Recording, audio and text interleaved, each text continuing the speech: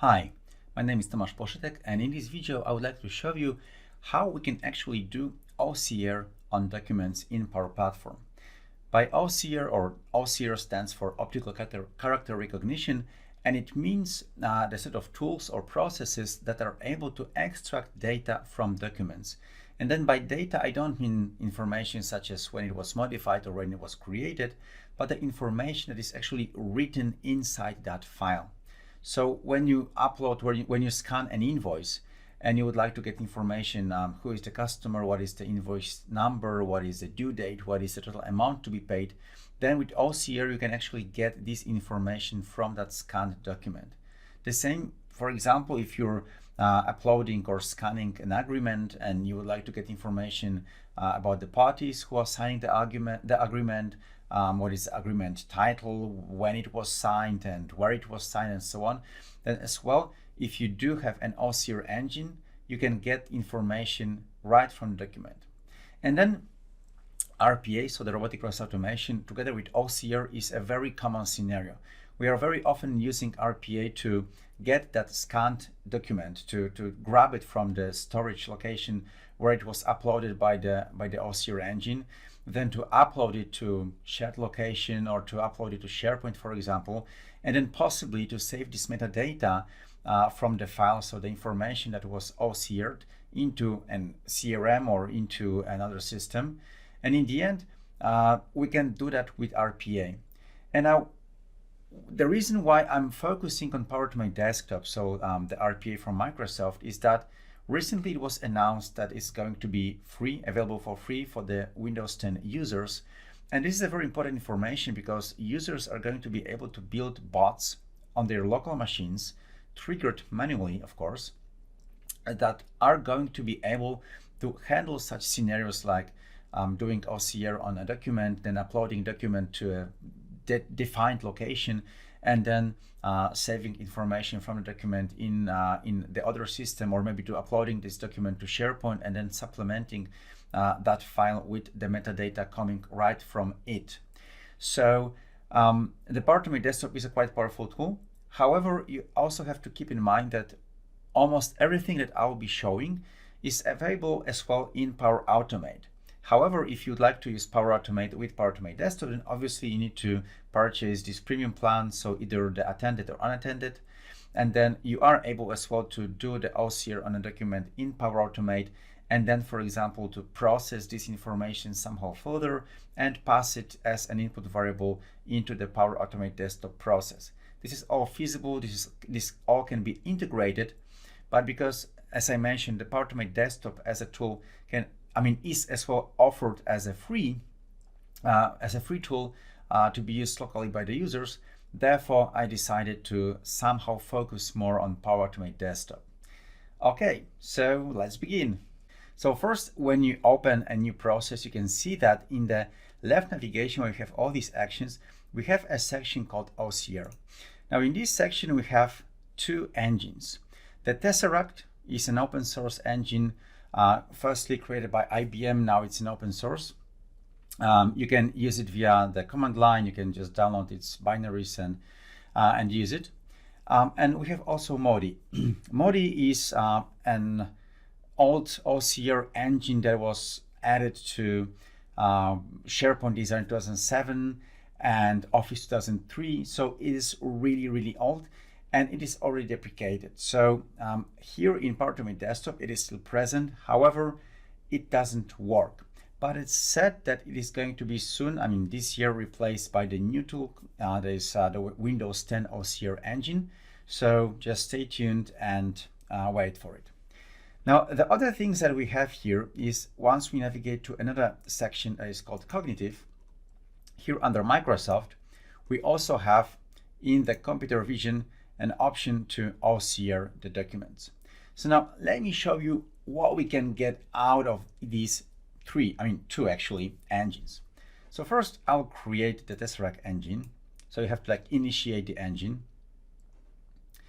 Now it is present in set of predefined languages. So if you want to use one of these pre-installed languages, you're ready to go. However, Tesseract is also available in dozens or hundreds of other languages. You just need to download the binaries for that language, and then you can simply try to use it, providing the language path. I mean the path to that file with the language capabilities for other language apart from this present here. So there is really nothing much to configure here. So I'll simply create it, and then I can use this extract OCR text with OCR.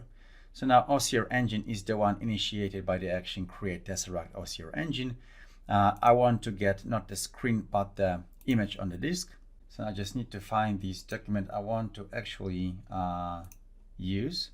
It will be a JPEG file of an invoice. All right, so that's the first step. Now let's run it and see what do I get in return. So now, as you can see, the file has been OCR'd, the process is completed. Now I just want to show you as well how this document looks like. So this is the document that was actually scanned. So you can see that there is some kind of information. There is information about who issued that invoice, its number, the balance, I mean the due date, the date when it was issued, and like some more important information that I would like to take out of this document. And so once this file was OCR'd, I can see that the engine, the Tesseract, has actually quite successfully extracted most of the information from that document. The point is that this information is provided now as sort of a plain text. So there is no structure. It's not a JSON that you can simply use the key and value pairs to get the specific information out of it. Well, you do have this information digitalized, so you can try to make some now kind of a logic to get only these rows from that text that you really need, using regular expressions, for example, or somehow splitting this document using the new line as a separator, and then iterating over those items that will be created after splitting. However, this way we are not actually given the information in this way that we are able to easily use. So now I'll just close it, and let me now jump over to the second method that we can use, and it's called the OCR. Now this method, it actually requires us to create in Azure a service called the Cognitive Services. So first, before I'm using it, I need to navigate to Azure, and then in Azure I need to create this new resource. Next you have to type the Cognitive Services. So now I just have to create it. All right, so then I'll put it in West Europe. West Europe, here. Let's call it, and yeah, I'll just use this pricing here. Right, then review and create.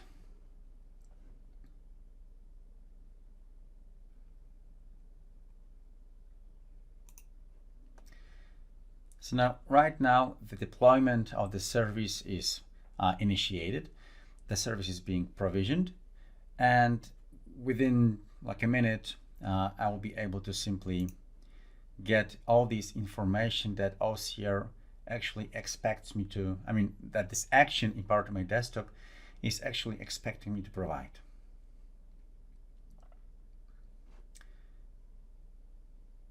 All right, now I just go to resource. And so what I need is to provide information about the subscription key. The server location is I am already able to switch it to West Europe. And then I need to grab this subscription key. So I'll go to keys and endpoints. And I simply need to copy one of the keys that are displayed. Okay.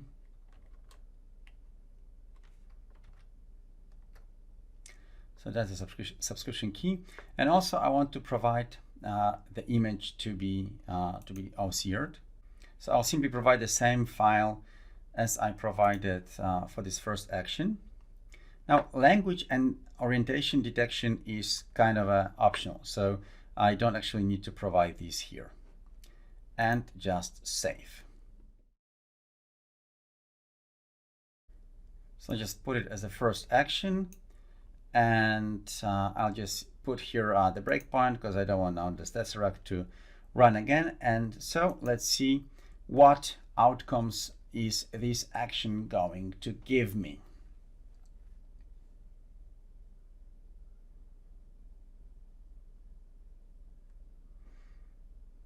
All right. So now in return, I am given a JSON. So I'll just expand it.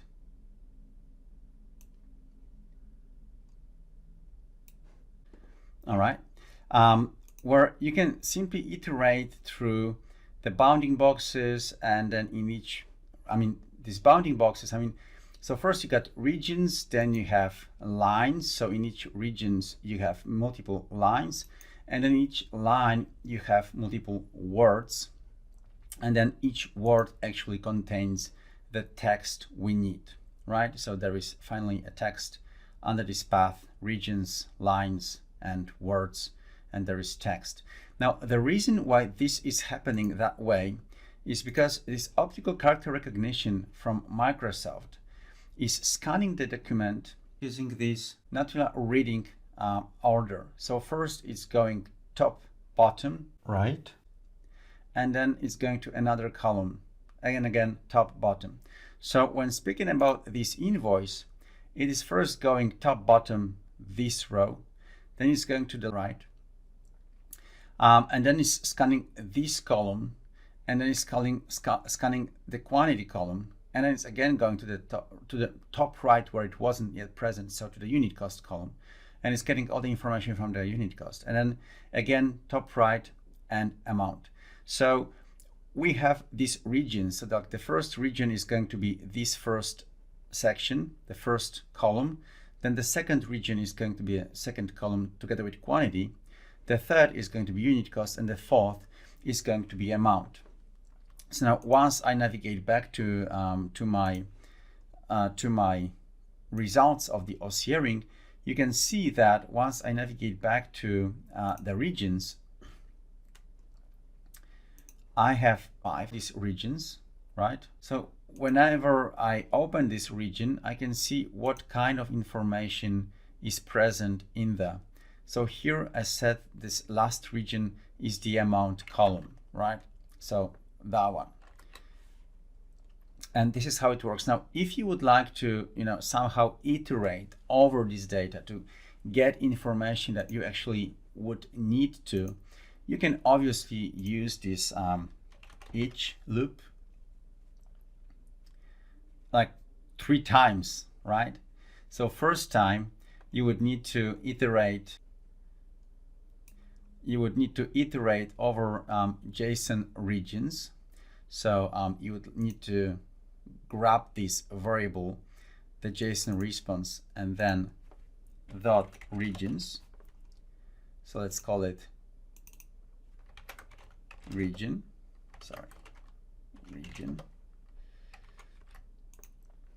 Then the second for each should be over lines. So we would say region lines, and then the value produced would be line. Then the third would be over words. So we would say line words, and this produced value is going to be, of course, the word. And now what I could do is to simply now set the variable to be the word text, and let's call it the outcome.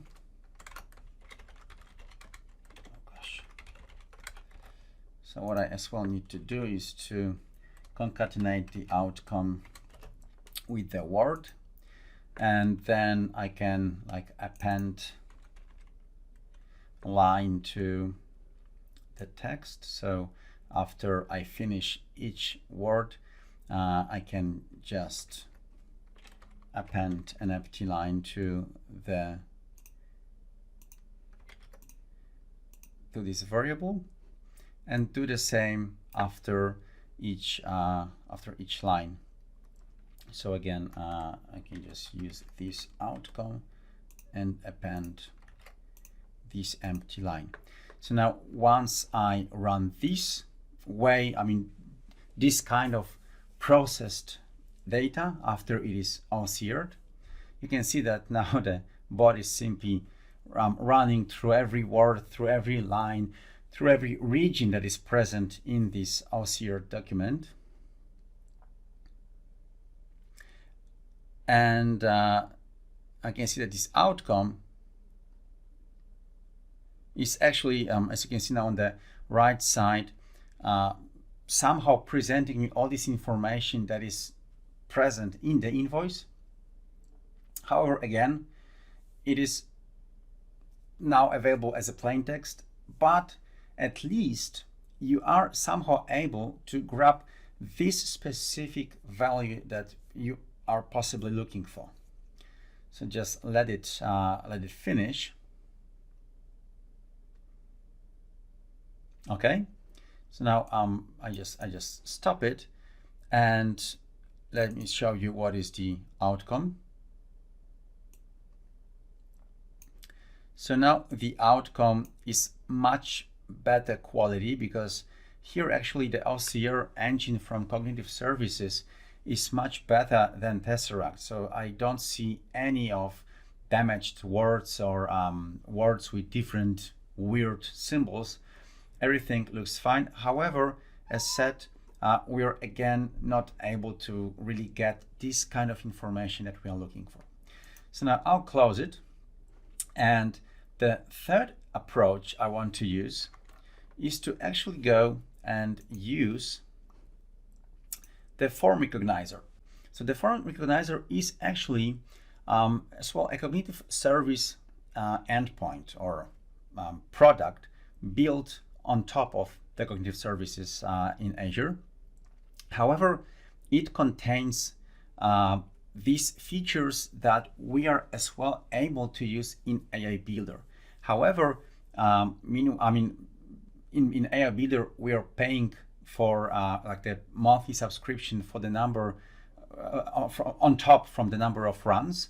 In Forms Recognizer, we are just paying for these executions that actually happen. So just the way that we would be calling this as a regular Azure service. And so in Forms Recognizer, let me just, you can go to this URL and then try this Form Recognizer yourself. And so this is what you can see. So it's a form OCR testing tool preview Azure websites.net. And here you have three options. So first, you can use this pre-built model to get data. So you can use it like right away to scan the invoices, receipts, business cards, and more predefined templates. Or you can use the layout to get data from the document, but in the structured way as well. However, without these keys that would let you to simply grab this kind of information you would be looking for. Okay, so you will be able to get table data, you would be able to get as well the texts. However, without information that this piece of text is, for example, a due date. This piece of information is the customer number and so on.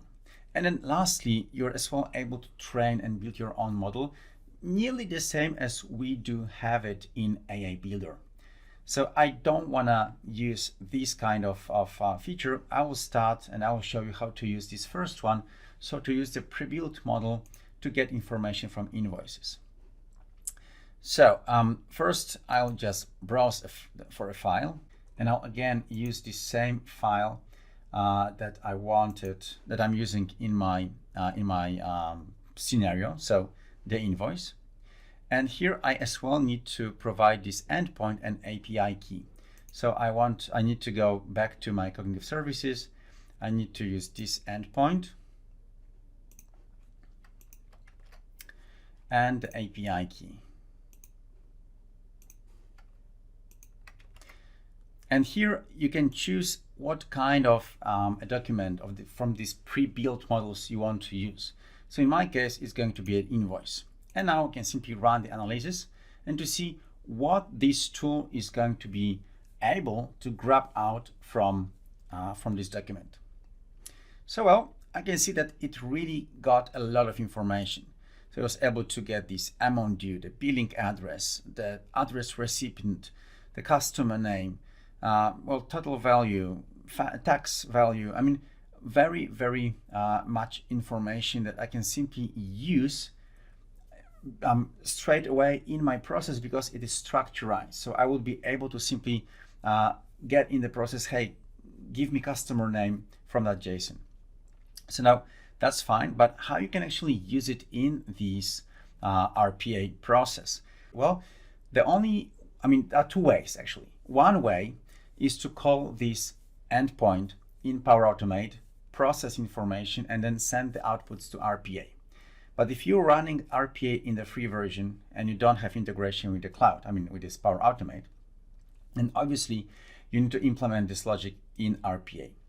So first, go to documentation and specifically focus in this case, because well, documentation simply gives you information about all these ways you can query that form recognizer endpoints using REST API, because this is what we want to do.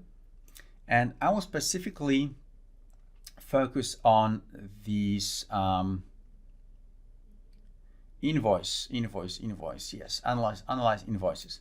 So first what I have to do is to make a post into this URL where the endpoint is the one that I have created for the Cognitive Services.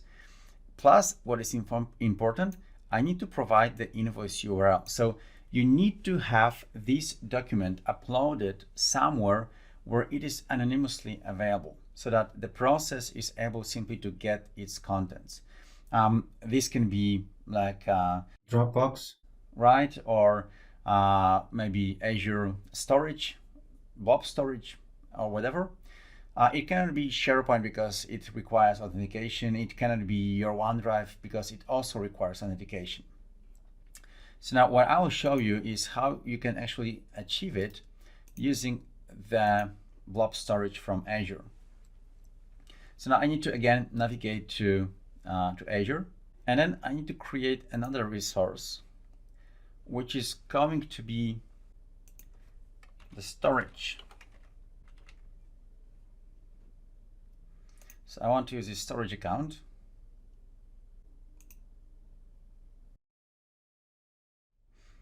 All right, so again, I'll put it in tests. I'll call it like the Blob TP. I will put it in West Europe. And yeah, I wanted to use this storage for general purposes and replication. I don't actually know which one is the best, and or maybe in this case, which one would be the cheapest. So I'll just use the one that is pre-selected. Okay, and create. So what was also important is that in the configuration of this Blob storage, you would need to, if you follow my track, my steps, you as well need to select that it is going to be available anywhere, even outside your local network, so that you can actually access this information from wherever in the world the processes are going to run. Okay, so now the resource is deployed. I can go to its details. And now what I want to get, or maybe what I want to do, is to go into these containers, and I need to create a new container. And this container actually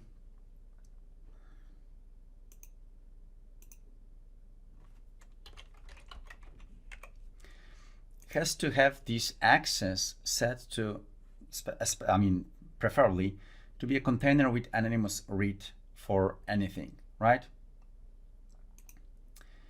Okay, now encryption, so now just create it.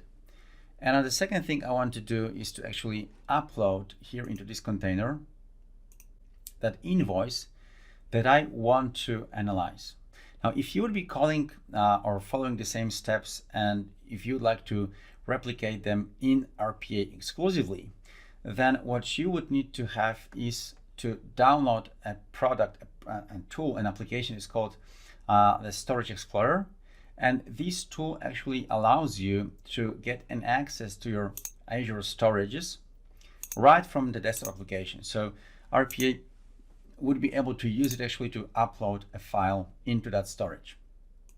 However, I want to do it faster, so I will simply use this web interface to do that. All right, so here again, I need to select the file.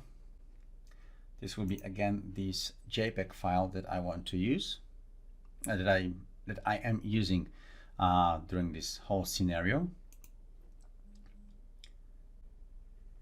And now, if I click it, you can see that there is the URL to this file. So I'll simply copy it, and just to show you it works, paste it in the browser. So here it is, the invoice that I want to analyze from using RPA. Okay, so now it's available anonymously over the internet. So what also you have to remember is that when you want to use this form recognizer, then you have to actually do two actions or two calls. The first call is going to be to initiate this analyzing of the invoice. And then the second one is going to be to get these results. And now the results is provided in an asynchronous way. So even though that the first call is going to return you this 202, doesn't mean that the results are already available. So you will need to make a kind of a logic which waits until the results are present. So let me show you how I am doing that. So first you need to actually call web service action.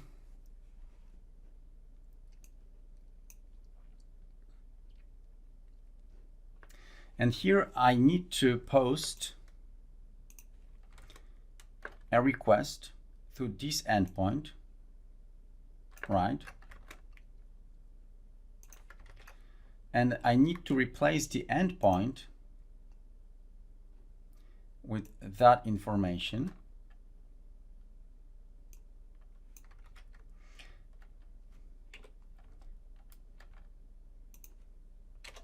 Now, what is also important is that the content type has to be application JSON. And I also need to provide this custom header,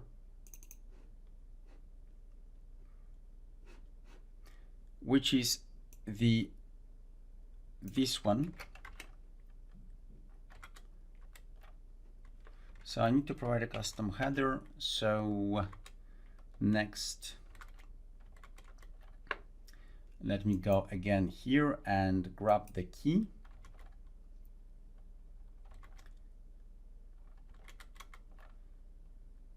All right, so I need to provide this request header, and also we need to provide the JSON, which is the body. So the body is actually this part. However, I need to make some enhancements. I will replace the single quotes with double quotes. And here I will simply put the URL to my file. So where was the file? Well, it is here. All right. So this is where the file is. And I want as well to get this text into a variable. Then under timeout, you don't actually need to wait longer than 30 seconds. Also, we cannot request the body, encode the request body, because this way, what I put here is not going to be treated as a JSON, but it's going to be escaped. So just switch it off. No authentication, nothing else, so just save. Okay, so now in response to this request, according to documentation, what I will receive, let me just show it to you, is going to be the request number, the request 202, and then inside the header, I will find the URL to the endpoint that I should be asking, so this operation location, that I should be asking to get information if this OCRing is completed. So just let me show you what will I get in return. So let's run it.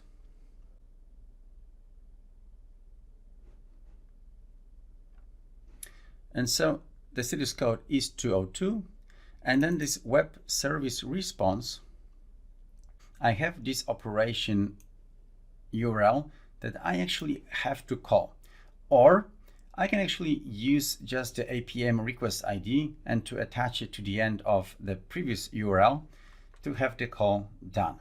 However, this is just a plain string. It's not a JSON, so I need to grab the value from the option 0, so this one, web service response headers 0, replace the operation location with an empty string, and then use this as the URL that I have to call.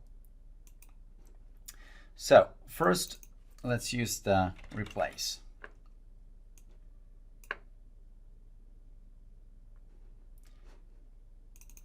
So I need to parse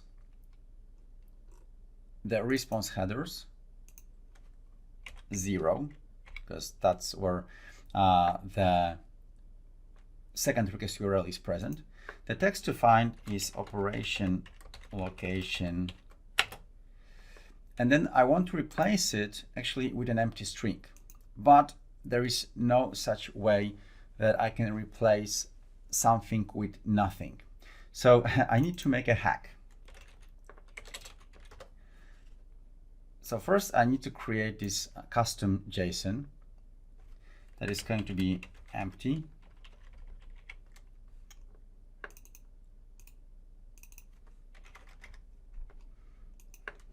And right now I am actually able to replace this string with, empty. So this way I'll simply replace this operation location with nothing. And so the next thing I have to do is now to again call this URL, to call this web service. However, this time I'm not going to call that address, but the one that is generated by the replace text. So I have to grab this replaced and outcomes, and this time it's not post but get nobody.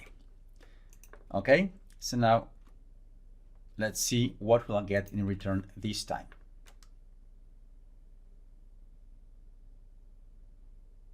Fine.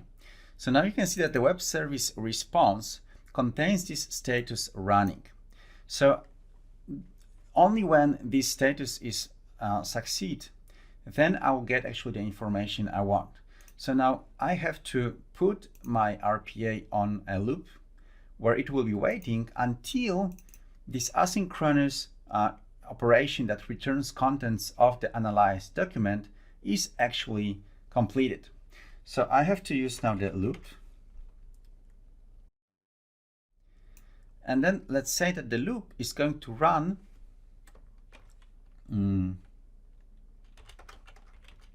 until status is running. Now, what is status? Just a moment. Next thing, we have to set the variable, or even not. We need to convert to JSON first the outcomes of the web service response.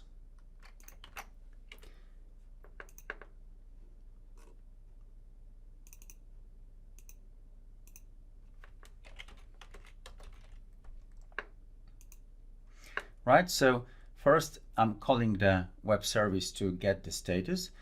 Then I'm converting the response into this custom object so that later I'm able to use it as the object inside my flow. And lastly, I need to set the variable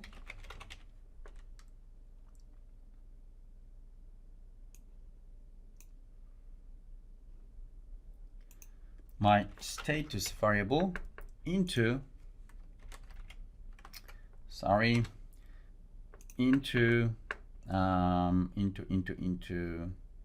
response dot status. And also what I have to do is to set this variable before to running. All right, so now this loop is going to run as long as the response from this web service, which is returning in an asynchronous way the contents of the OCR document, is showing or is saying it's running, so it's still waiting. So once this operation is completed and the status is success, then then the loop is going to be terminated, and I will show you what this approach returns you. So let's run it.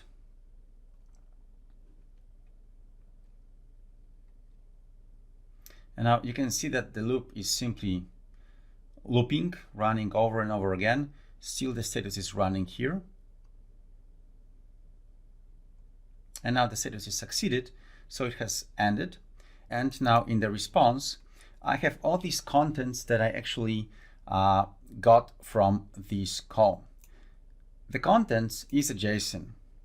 Now because I as well converted it into an object, then I'm actually able to navigate to specific keys to get its values. And now the first read results and the page results are actually the same as we would get from simply analyzing contents of the document. So this is just the text in regions, in lines, in words. However, what we actually do benefit from using this predefined form recognizer is that we are giving this document results section. And this document results section contains actually the keys for all predefined fields. So now once I navigate to fields, you can see that I can actually get a specific values straight from the returned information without any kind of like need of iterating through regions, lines, and words. I can simply say, hey, give me from this analyzed results field that is called, for example, the vendor name, and then for vendor name, give me text. So you just need to make this, this path, the response.analyzeResult.document results, square bracket 0 dot fields, then dot vendor number and dot text, and you'll be using this long path. Actually, you'll be able to get the specific value, so the contoso in this case. And this is much simpler. Comparing to other methods I just showed you. So we have three modes, three options we can actually use inside the Power Automate desktop. Now, what I said as well is that the biggest benefit from using the form recognizer is that you can actually go and train it so that you can create your model for your invoices, train using your invoices or your documents, and then as well the information that is going to be returned here under these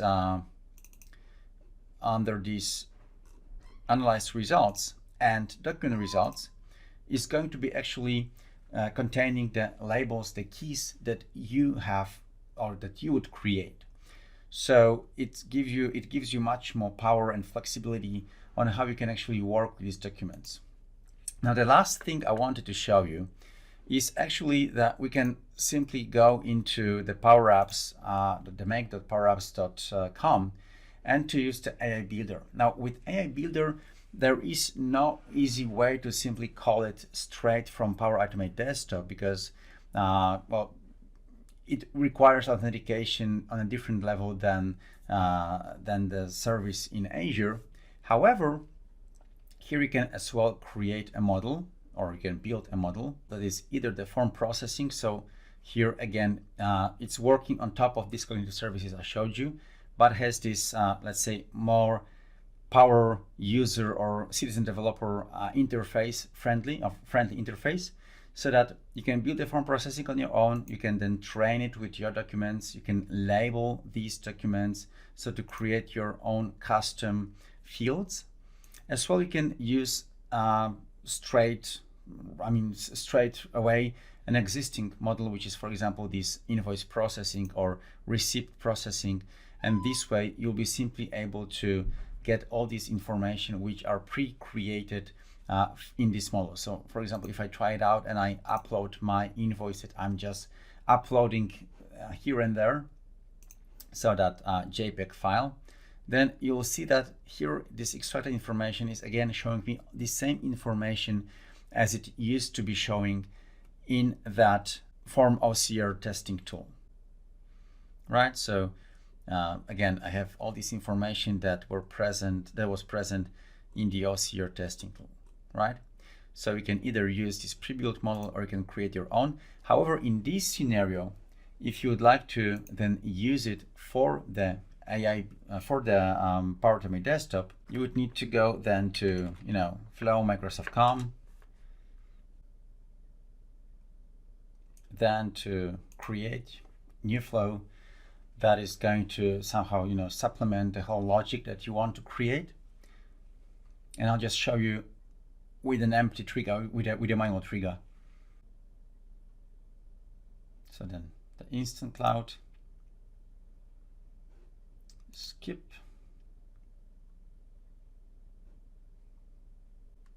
and here I'll just create this very easy flow with just a trigger. And so now, if I had defined this AI builder model, then I have here this predefined set of actions. So again, I could use, for example, this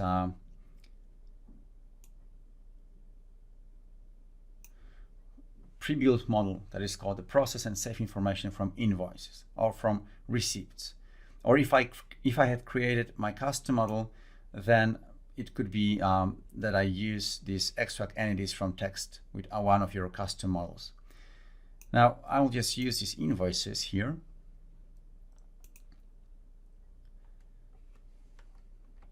And again, I'll just copy paste here the file. Okay. And then what I would do is I could call my desktop flow, my Power Automate desktop, the OCRing, and simply pass it the JSON or the specific information recognized by the AI builder, or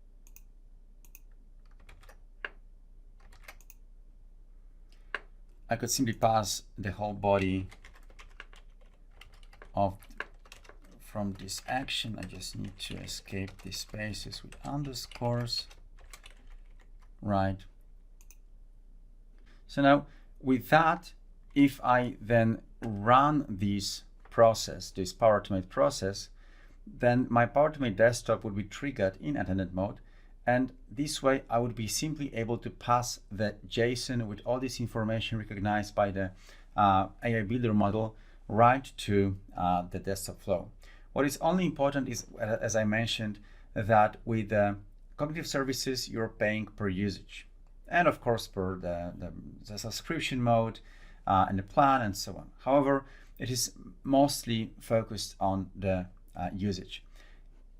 Meanwhile, the AI builder is paid in advance because you're buying the credits, and then each recognition, each execution of the AI builder model is just 1 credit. So in the end, you just have to decide which way is cheaper for you. Plus, what is also important is that you are not able to call the AI builder from Power Automate desktop, at least as of today. However, you are able to call even more powerful, in my personal opinion, the form recognizer endpoints, and then simply use it in your process. All right, and having that said, thank you very much for watching this quite a long video.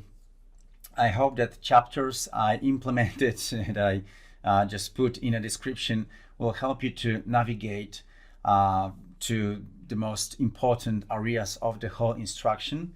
And I as well hope that this deep dive into OCRing inside the Power Platform is really going to help you to to work and to build your own processes where you need to get documents and where you need to get information from these documents to save it along with the files themselves. So once again, thank you very much for watching. If you have any questions, and as usually, just put them down in the comments, and of course, please subscribe and like the video. And well, until the next time, bye bye.